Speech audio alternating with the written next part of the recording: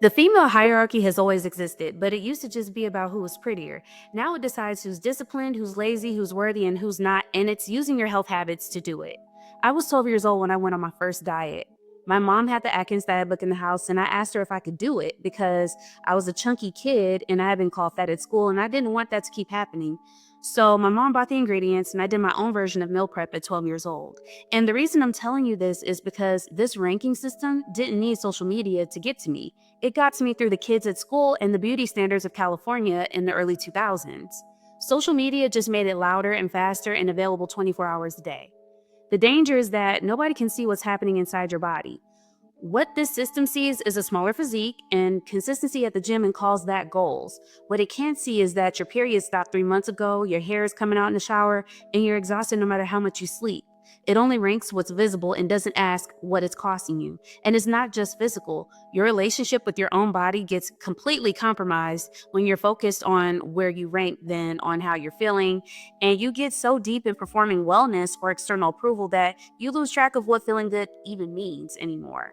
And if you're not already subscribed, now would be a good time. Subscribe and stick around because I'm just getting started. And before I go further, I want to be clear about who I'm talking to. I'm not talking about women who are naturally thin or who have a fast metabolism. I'm talking about women who are trying to force their bodies into a size or a weight that their genetics and their structure were never designed to maintain. Your body develops past 18, past 21, past the age of 25.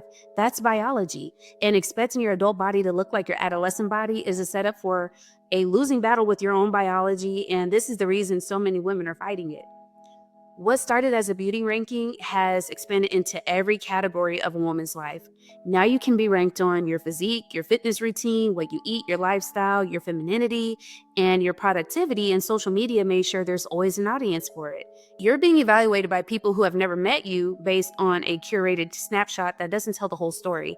And the place where this has done the most damage is wellness.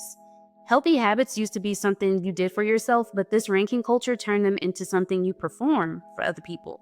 What you eat, where you work out, how often you go, what you take, what you buy, all of it has become a signal of where you rank. Once wellness becomes a status symbol, you stop asking what works for your body and start asking what makes you look the most optimized. And those are two very different motivations that produce different relationships with food and with your body.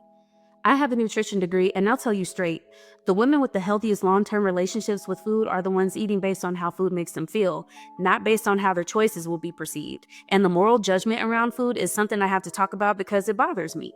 This culture has turned food into a character judgment. Clean eating signals you're disciplined, processed food signals you're lazy, cooking at home signals responsibility, and fast food signals you don't care about yourself. None of that is accurate, and all of it is harmful because food choices are shaped by income, time, access, culture, mental health, stress levels, and 100 other things that have nothing to do with your worth or your discipline. Dressing that judgment up as health consciousness doesn't make it less of a ranking system, and it doesn't land equally on everyone. The same food tradition that gets called unhealthy in one cultural context gets put on the restaurant menu and celebrated as cuisine in another. The standard was never neutral. Social media is where this does its most efficient work. You open your phone to curated meal plans, transformation photos, optimized morning routines, supplement stacks, and women who look like they have their entire wellness operation running at full capacity. The algorithm keeps feeding it to you because engagement goes up when you feel like you're falling behind in the ranking, and eventually the question stops being what works for me and becomes what will make me look like I'm winning. The goals of feeling good, having energy, moving well, and living longer get buried under the pressure to outrank someone you've never met. When you start performing health for external validation instead of practicing it for yourself, the behaviors that take over look like wellness from the outside. Restricting food gets repackaged as discipline, overtraining gets repackaged as dedication, and obsessing over tracking gets repackaged as mindfulness. And because it looks like commitment, nobody questions it.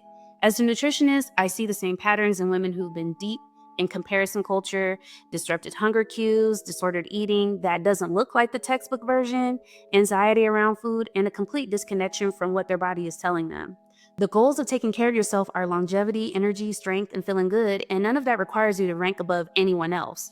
The moment your health becomes about where you sit in someone else's ranking, you stop listening to your body and start competing in a game that keeps moving the finish line. What works for your body, your life, your culture, and your goals is the only standard that matters. If you're new here, I'm Misi York. You can find me on Instagram and TikTok as Nutrition Misi. My channel covers beauty, nutrition, and lifestyle. Drop a comment and tell me, have you ever felt ranked or judged in the wellness space? I want to hear, and if this resonated with you, share it, like it, and subscribe so you don't miss what's coming next. Take care.